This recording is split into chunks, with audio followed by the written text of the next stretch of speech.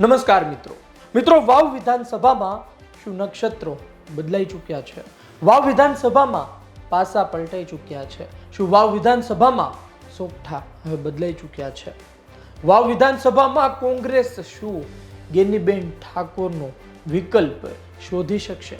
શું વાવ વિધાનસભામાં કોંગ્રેસમાં ગેનીબેન ઠાકોર જેટલા કોઈ મજબૂત ઉમેદવાર છે કે નહીં, જે જ્ઞાતિગત રીતે સમીકરણમાં પણ સેટ થતા હોય અને પોતે પણ એક આગવી ઓળખ ધરાવતા હોય, પકડ ધરાવી શકતા હોય વાવ વિધાનસભામાં? તેવા શું ગેનીબેન ઠાકોર પાસેથી તેનો ગઢ લપસી રહ્યો છે?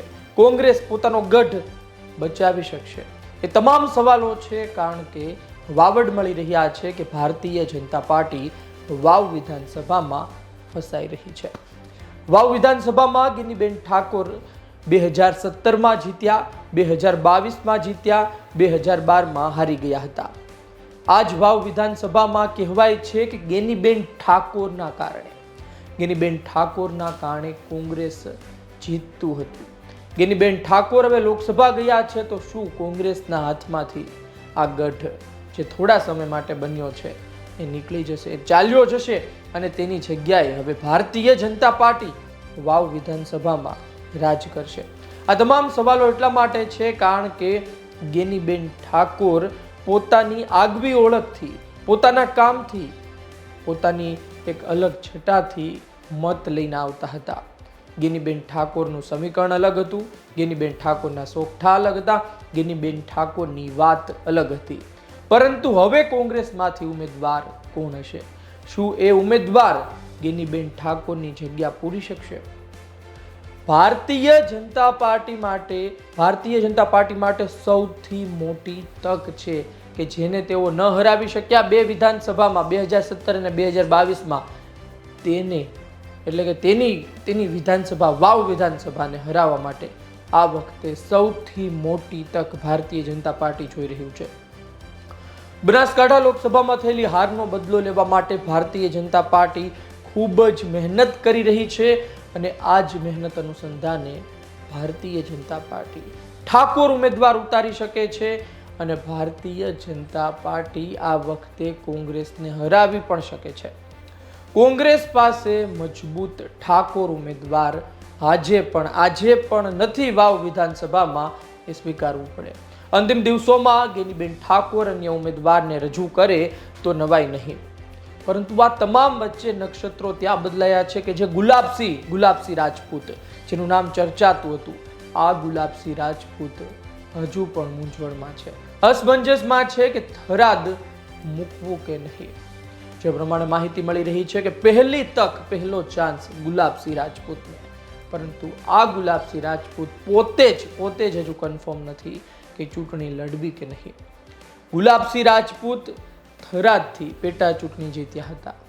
ગુલાબસિંહ રાજપૂતના દાદાજી પણ ધારાસભ્ય રહ્યા. ગુલાબસિંહ પોતે પણ NSYના પ્રમુખ રહ્યા અને આ ગુલાબસિંહ ચૂંટણીના સમયે, ટિકિટ લેવાના સમયે વિચારીને પગ મૂકે, સ્વાભાવિક છે, કારણ કે એક ભૂલ અને ગુલાબસિંહનું કરિયર પણ ખતમ થઈ શકે છે.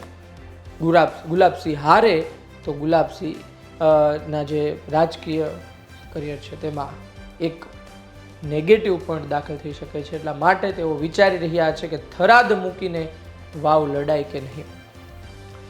લોકસભા 2024ની ચૂંટણીમાં વાવ વિધાનસભાથી કોંગ્રેસને લીડ નથી મળી. આ સચ્ચાઈ છે, બંનેને 1 લાખ પર મત મળ્યા, પરંતુ લીડ વાવ વિધાનસભાથી ગેનીબેનને નથી મળી, કોંગ્રેસને નથી મળી. 2022ની વિધાનસભા ચૂંટણીમાં પણ સ્વરૂપજી ઠાકોરે ખૂબ જ સારી ટક્કર આપી અને 16,000 જેટલા મતથી કોંગ્રેસ આગળ પાછળ જીતી હતી. અને કોંગ્રેસ આ લીડ જે લાવી હતી, એ લીડ ભારતીય જનતા પાર્ટી આ વખતે ખતમ પણ કરી શકે છે. એ વખતે ગેનીબેન ઠાકોર હતા, આ વખતે કોણ? ગુલાબસિંહ રાજપૂત હજુ અસમંજસમાં છે. ઠાકરસિંહ રબારી મેદાનમાં આવે તો જીતી શકે કે નહીં, એ પણ એક સવાલ છે. આ સવાલ તો ગુલાબસિંહ રાજપૂત માટે પણ છે, એટલા જ માટે ગુલાબસિંહ રાજપૂત વિચારી રહ્યા છે. કેપી ગઢવી પણ છે, પરંતુ જ્ઞાતિગત સમીકરણ પણ સેટ થવું જરૂરી છે. કોંગ્રેસ ઠાકોર સમાજ સિવાયના અન્ય સમાજના ઉમેદવારને ઉતારે અને ત્યારબાદ ગેનીબેન ઠાકોર તેમની માટે પ્રચાર કરે, પરંતુ જીત મળે એ 100% કન્ફર્મ પણ નથી. આ માટે જ કોંગ્રેસ વિચારી રહ્યું છે કે ઠાકોર ઉમેદવાર ઉતારવા કે પછી અન્ય ઉમેદવાર જેમને કહેવામાં આવી રહ્યું છે એ પણ વિચારી રહ્યા છે, કારણ કે તેઓ વાવ વિધાનસભાને જાણે છે, વાવ વિધાનસભામાં તેઓ રહેલા છે, વાવ વિધાનસભાના ગણિતને જાણે છે. આટલા માટે તેઓ પણ વિચારે છે કે હું લડીશ તો હારી પણ શકું છું અને હારવા માટે ચૂંટણી ન લડાય. ભારતીય જનતા પાર્ટીમાં સ્વરૂપજી ઠાકોર 2022માં મહેનત કરી, સ્વરૂપજી ઠાકોરે 2024 લોકસભા ચૂંટણીમાં પણ મહેનત કરી અને આ જ પરિણામ તેને આ વખતે એક ફળ સ્વરૂપે મળી શકે છે. ભારતીય જનતા પાર્ટી ફરી એક વખત સ્વરૂપજી ઠાકોરને ઉતારી પણ શકે છે, પરંતુ એવું જરૂરી નથી કે સ્વરૂપજી ઠાકોર જ હોય. ઠાકોર અન્ય ચહેરા પણ ઉતારી શકે છે. વાત તો ક્ષત્રિય ચહેરાની પણ છે, ગજેન્દ્રસિંહ વાવ સ્ટેટ. વાત તો શૈલેષ ચૌધરીની પણ છે, પરબતભાઈના પુત્ર. પરંતુ આ તમામ વાતો છે ભારતીય જનતા પાર્ટી વાવ વિધાનસભામાં આ વખતે કદાચ અન્ય ચહેરો ન પણ ઉતારે. આમાં તો તેવું છે કે પહેલા તું ચાલ ત્યારબાદ હું ચાલું, પહેલા તું પત્તા ખોલ ત્યારબાદ મારા પત્તા હું ખોલું. ભારતીય જનતા પાર્ટી કોંગ્રેસના ઉમેદવારને જોઈને પણ ઉમેદવાર ઉતારી શકે છે. જો કોંગ્રેસમાંથી ગુલાબસિંહ રાજપૂત આવે છે, જો કોંગ્રેસમાંથી અન્ય સમાજનો ઉમેદવાર આવે છે, તો ભારતીય જનતા પાર્ટી તે રિસ્ક લઈ શકે છે.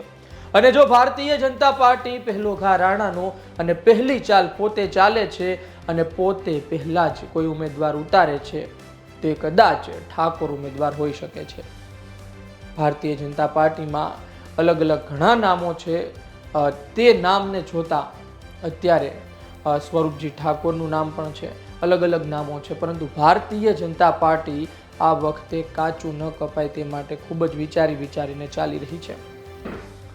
એક વાત એ પણ છે કે 1 લાખથી વધુ મત ગેનીબેન લાવવામાં સફળ રહ્યા છે વાવ વિધાનસભામાં, અને આ જ વિધાનસભામાં ગેનીબેન ઠાકોર પ્રચાર પણ કરશે. ગેનીબેન ઠાકોર બનાસકાંઠાથી સાંસદ બન્યા છે. આ પવન પણ વાવ વિધાનસભામાં ખૂબ જ અસર કરશે. ગેનીબેન ઠાકોરની છબી મોટી બની છે, ગેનીબેન ઠાકોરનું નામ વધ્યું છે, અને આ પવન ગેનીબેન ઠાકોરનો વાવ વિધાનસભા કોંગ્રેસને જીતાડી પણ શકે છે. પરંતુ વાત ત્યાં છે કે ગેનીબેન ઠાકોર પ્રચાર કરે અને ગેનીબેન ઠાકોર ઉમેદવાર હોય તેમાં આડાગાડાનો ફરક છે.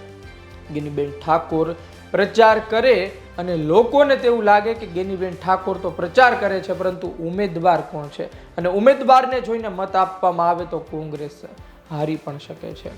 ગુલાબસિંહ રાજપૂતને હજુ પણ નક્કી કરવા માટે સમય છે. ઠાકરસિંહ રબારી પાસે પણ સમય છે. ઠાકરસિંહ રબારી પોતે સામે કોણ ઉતરે છે તેની પર પણ આધાર છે. ઠાકરસિંહ રબારીના સંબંધો પણ તેવા છે. સામે ભારતીય જનતા પાર્ટીમાંથી કોણ ઉતરે છે તેના પર પણ મુખ્ય આધાર છે, કારણ કે ગુજરાત તક સાથેની વાતચીતમાં ઠાકરસિંહ રબારીએ કેટલાય ખુલાસા કર્યા હતા.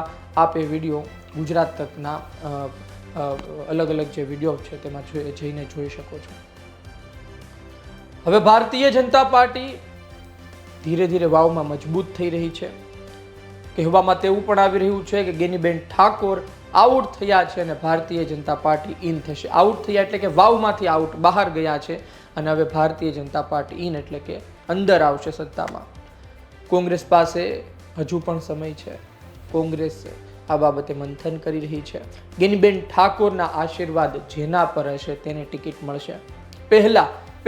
સૌથી પહેલા ચાલી રહ્યા છે ગુલાબસિંહ રાજપૂત, ઠાકરસિંહ રબારી. આ બંને ચૂંટણી લડવા નથી માંગતા, ના પાડે છે, તો પછી અન્ય ઉમેદવાર આવી શકે છે. ઠાકોર ઉમેદવાર આવે તેવું બતાતું નથી. કોંગ્રેસમાંથી ઠાકોર ઉમેદવાર મજબૂત સ્થાનિક કોણ છે એ પણ અત્યારે બતાતું નથી. બની શકે આવનાર સમયમાં કોઈક નવા નામને રજૂ કરવામાં આવે. પરંતુ એક વાત સ્પષ્ટ છે કે નક્ષત્ર બદલાઈ ચૂક્યા છે. વાવ વિધાનસભામાં જેટલું ધારવામાં આવી રહ્યું છે એટલું સરળ નથી કોંગ્રેસ માટે. વાવ વિધાનસભામાં ભારતીય જનતા પાર્ટી પણ મહેનત કરી રહી છે અને આ વખતે જીતી પણ શકે છે જો કોંગ્રેસના લોકો આળસમાં રહે. આવનાર સમયમાં ખબર પડશે. નક્ષત્ર બદલાઈ ચૂક્યા છે.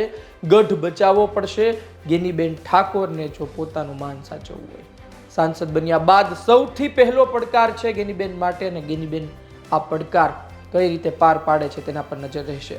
ગુલાબસિંહ રાજપૂત શું કરે છે તેના પર નજર રહેશે. આવનાર સમયમાં ખબર પડશે. આપનું શું કહેવું છે વાવ વિધાનસભા વિશે, વાવ વિધાનસભામાં કોંગ્રેસના ઉમેદવાર વિશે, વાવ વિધાનસભામાં ભારતીય જનતા પાર્ટીના ઉમેદવાર વિશે, વાવ વિધાનસભામાં કોણ મજબૂત છે?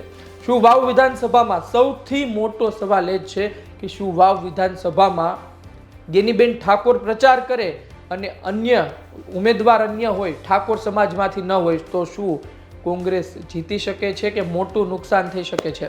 ગેનીબેન ઠાકોરનો વિકલ્પ કોણ? શંકર ચૌધરી કોના પર હાથ મૂકશે? પરબતભાઈ પટેલ કોના પર હાથ મૂકશે? ઉમેદવાર કોણ હશે ભારતીય જનતા પાર્ટીના વાવથી? આવનાર સમયમાં ખબર પડશે. વિડીયો જોતા રહો. આ તમામ સવાલોના જવાબ આપની પાસે હોય તો કોમેન્ટ બોક્સમાં જરૂરથી લખજો. અને ખાસ આ વિડીયો પસંદ આવ્યો હોય તો લાઈક શેર કરવાનું ચૂકતા નહીં.